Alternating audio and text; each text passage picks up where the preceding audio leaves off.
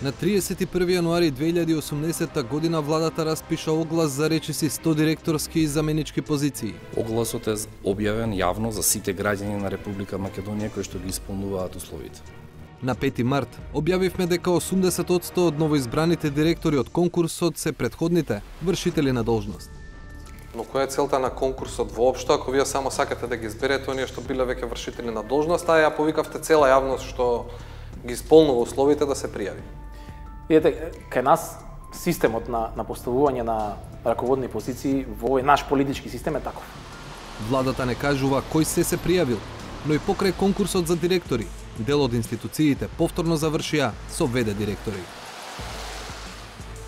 Ова е официјалната Facebook страница на вице-премиерот Хазби Лика. На 27 февруари таму соопшти дека владата избрала 27 директори или заменици директори од редовите на ДУИ. Најголемиот дел од кадрите, 23, се избрани по големиот владин конкурс од крајот на јануари. До денеска во службените весници објавен изборот на сите функционери на ДУИ од тој оглас, со исклучок на директор на Агенцијата за наставници, која практично не постои. Но, зачудува тоа што 1/3 од кадрите на ДУИ се избрани како вршители на должност, иако на огласот се бараа директори и за тие позиции. Меѓу кадрите на ДУИ кои се избрани за вршители на должност се Вулнет Адеми во Агенцијата за странски инвестиции, Валдет Џафери во Бирото за судски вештачења, Бујар Дардишта во Управата за водење матични книги, Бардил Насуфи во Бирото за јавни набавки.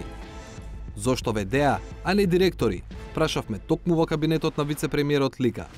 Ставот од таму е дека во однос на ВД именуваните кандидати, владата на Република Македонија донесе одлука тие позиции во наредниот период да бидат само совршители на должност, а по истекот на законскиот рок ќе се разговара за наредните одлуки.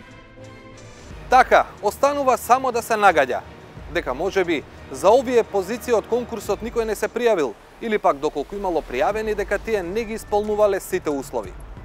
Опција е дека избраните вршители на должност не уживаат целосната доверба за да бидат избрани за редовни директори. Не е докрај јасно и дали владата ќе треба да повтори дел од огласот. Дали за сите позиции имало пријавени соодветни кандидати и колку? Која комисија го вршала изборот? Ова се само дел од прашањата на кои 360 степени веќе 2 недели се обидува да добие одговори од владата. Причината, меѓу другото, е фактот што првата група од 30 на директори беа избрани експресно, само 3 работни дена по крајниот рок за пријавување на огласот.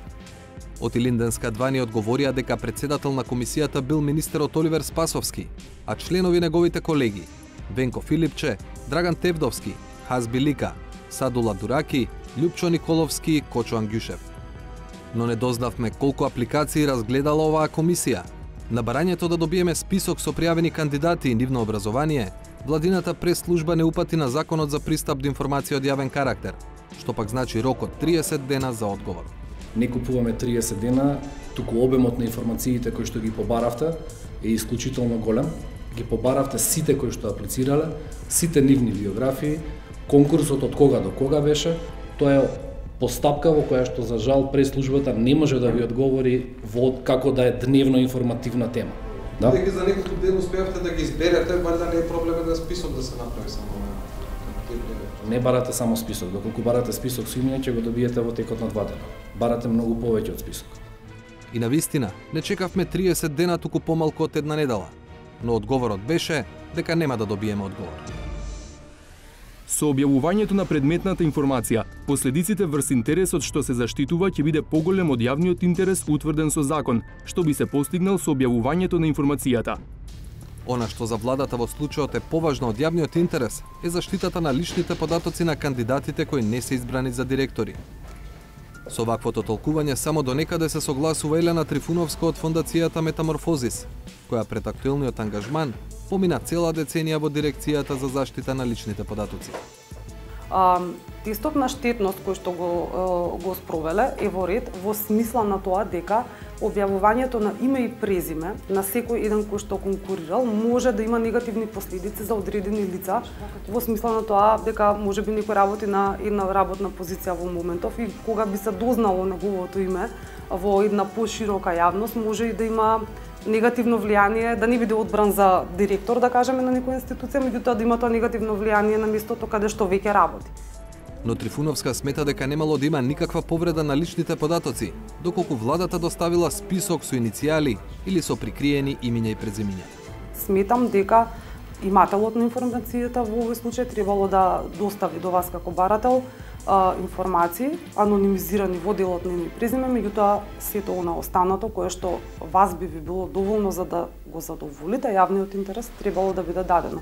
Број на кандидати, стручна подготовка, значи сето она кое што може да даде слика, да речеме, за самиот процес. И без одговорите, останува сликата дека владата распиша конкурс за на крај, само да ги потврди кадрите утврдени на партиско ниво.